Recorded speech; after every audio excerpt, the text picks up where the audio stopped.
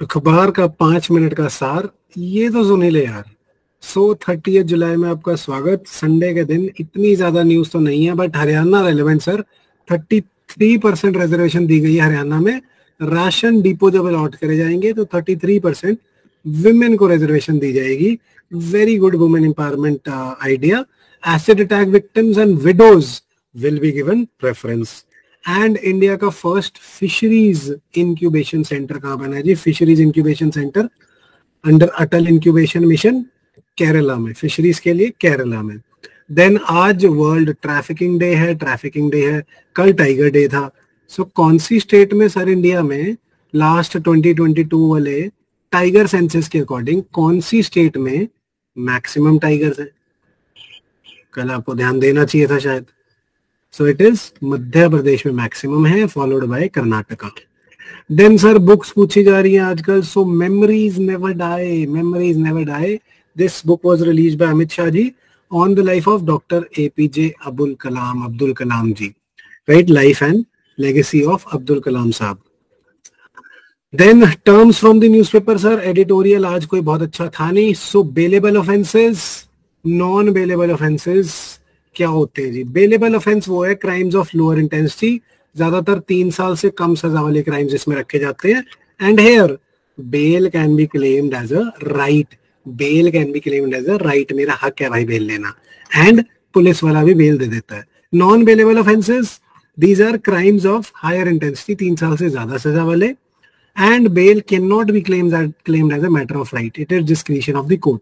ज्यादातर non bailable offences में police वाला बेल नहीं दे सकता, ज्यादातर कोर्ट ही देता है, right? So bailable and non bailable. Non bailable does not mean कि बेल मिलेगी नहीं, बट बेल मिलेगी, बट डिस्क्रिशन होगी, आपका हक नहीं होगा।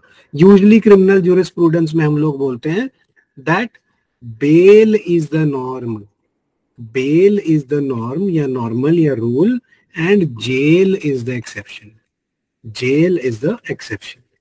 सो ये ध्यान रखने वाली बात, ध्यान रखना जी। Then keyword sir, keywords of the day में 4 आईज, ये सीतारमन जी ने इंडो जापान समिट में बोला है। 4 आईज जो इंडिया को डेवलप्ड बनाएंगे by 2047, 100th year of independence. So 4 I's कौन से जी? Infrastructure, investment, innovation and inclusive growth. थोड़ी सी बात इसमें करते हैं, गवर्नेंस आंसर में ऑब्वियसली यूज होगा। इंफ्रास्ट्रक्चर कैसा? इसमें 2 बातें हैं। एक तो पब्लिक प्राइवेट पार्टनरशिप से बनने वाला, और मोदी जी ने 3Ps को 4P कर दिया है, public private and people's partnership, right? And infrastructure कैसा? Both physical and digital, not only physical but also digital. Investment कैसी जी? इन्वेस्टमेंट ऐसी जो क्राउड इन कराए, क्राउड इन कराए।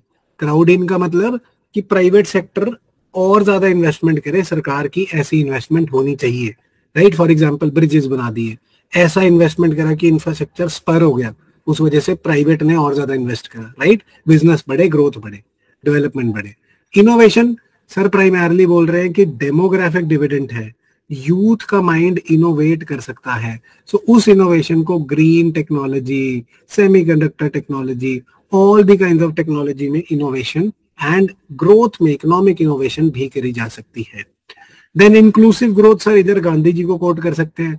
गांधी जी कहते थे यू शुड अंडरस्टैंड कि गवर्नेंस का कोई भी स्टेप लेने से पहले think last man in the line को क्या इफेक्ट होगा। So whatever we are doing with these 3 I's, this should actually benefit the inclusivity of growth for the poor, for the marginalized, for everybody should be included in our growth story, because if poverty is there, we can say poverty anywhere is a threat to prosperity everywhere. So remember this quotation and governance answers में इसे use कर लेना। That is it for the day। अखबार का 5 minute का सार, ये तो सुन ही ले।